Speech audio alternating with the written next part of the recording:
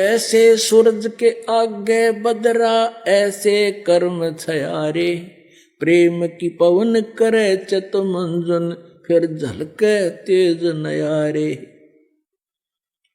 जैसे सूरज के आगे बादल ऐसे कर्म छयारे, जैसे सूर्य के सामने काले काले घोर बादल छा जाते हैं, उसका प्रकाश धीमा पड़ जाता है, ऐसे आप आत्मा और परमात्मा के बीच में हमारे पाप कर्मों के बादल छाए हैं। क्या बताया है कि जैसे सूरज के आगे बदरा ऐसे कर्म छयारे, प्रेम की पवन कर चत मंजन फिर झलक तेज नयारे। अपन आत्माओं, आपने उपदेश भी ले लिया, आप जाप शुरू करो सच्चे दिल से मर्यादा में रहकर। कुछ दिनों के बाद क्या होगा कि इस मंत्र से आपके असंख्य जन्मों के पाप जो संचित भी हैं, संचित भी वर्तमान में जो कर रहे हैं, ये भी समाप्त हो जाएंगे। क्योंकि प्रतिदिन हम जाप करते हैं, जैसे साबुन लगाते हैं, कपड़ा साफ हो जाता है, डेली मैला भी होता है, साफ हो जाता है।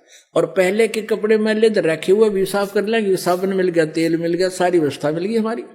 तो पहले के संचित और प्रारब्ध और क्रियमान, इन तीनों कर्मों का इस सतनाम के जाप से नाश होगा। कैसे होगा? कि जब आपके पाप कुछ कम हो जाएंगे, इस लगे रहोगे। जैसे कि आपने देखा हो, ये मोटर मैकेनिक होया करें, उनके कपड़े इतने मैले हो जाते हैं, उनके कलर का नहीं पता ये कौन से कलर का है।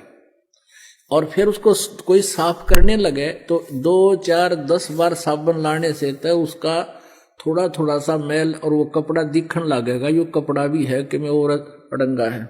और फिर उसको बार बार फिर धोएंगे, साफ करेंगे, तो धीरे धीरे साबुन से ना होगा तो पेट्रोल से ड्राई क्लीन करेंगे तो वो कपड़ा साफ होगा।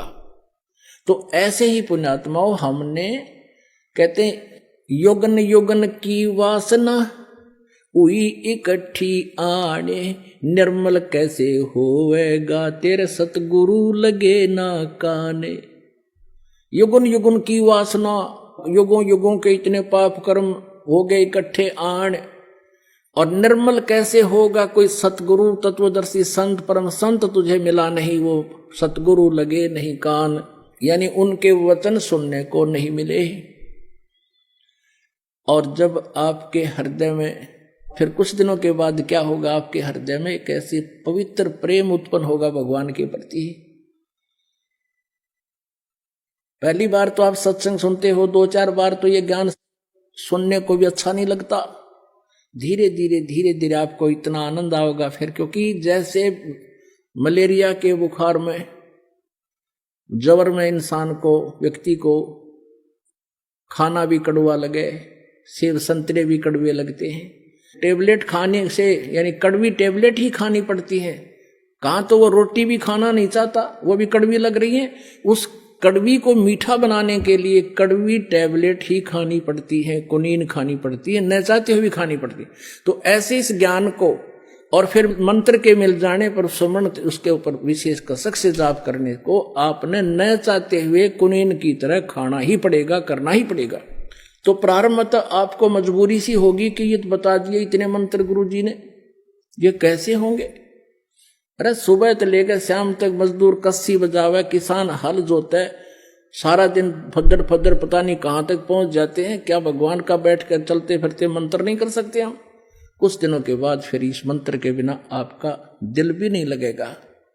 तो जैसे बुखार किसी को हो, जबर हो गया है, तो प्रारंभ में उसको रोटी भी अच्छी नहीं लगती, कुनीन खाने से, कड़वी कुनीन ही खाने से, न चाहते हुए भी खाने से, फिर कुछ दिनों के बाद उसका जबर ठीक हो जाएगा। फिर वही मीठी वस्तु आपको जो पहले कड़वी लगती थी भोजन, अब वो स्वादिष्ट लगेगा। अब जैसे परमात्मा कहते हैं, कबीर पिछले पाप से हरि चर्चा ना भावे, कै ऊंग कै ऊठ चले ना और बात चलावे। तुलसी पिछले पाप से हरि चर्चा ना भावे, जैसे जबर के बेग ते भाई भूख विदा हो जावे।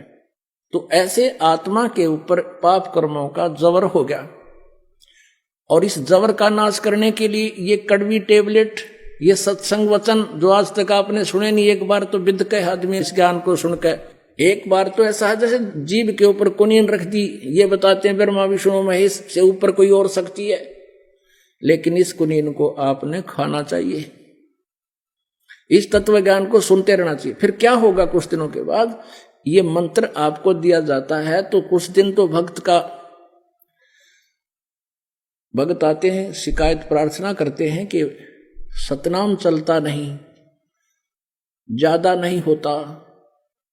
कुछ दिनों के बाद आप इसको चलाते रहो धक्का सा करके कुछ दिन, फिर अपने आप चलेगा, आपको बहुत आनंद आएगा। फिर आपकी आंखों में आंसू आने शुरू हो जाएंगे, भगवान की जरा सी भी चर्चा होगी। तो क्या बताते हैं, युगन युगन की वासना वही इकट्ठी आने, निर्मल कैसे होएगा तेरे कोई संत लगे ना कान। जब संत आपके कान लग जाएंगे, यानी सतगुरु मिल जाएगा, फिर क्या होगा, जैसे सूरज के आगे बदरा ऐसे कर्म छयारे, प्रेम की पवन करे चितमंजन फिर झलके तेज नयारे। आपको बताया ना कि जैसे 1000 टन घास फूस पड़ा हो अड़ंगा, एक माचिस की सीख लगा दे, सवा हो गया, तेज हवा चल इधर उधर बनाकर ऐसे फेंक दिया, कहीं गया। तो क्या बताते हैं कि असंख्य जन्मों की वासनाएं तुम्हारे पाप कर्मों को परम संत से प्राप्त उस सतनाम के मंत्र से सभा कर दिया जाएगा, और फिर प्रेम की पवन करे चितमंजन झलके तेज नयारे।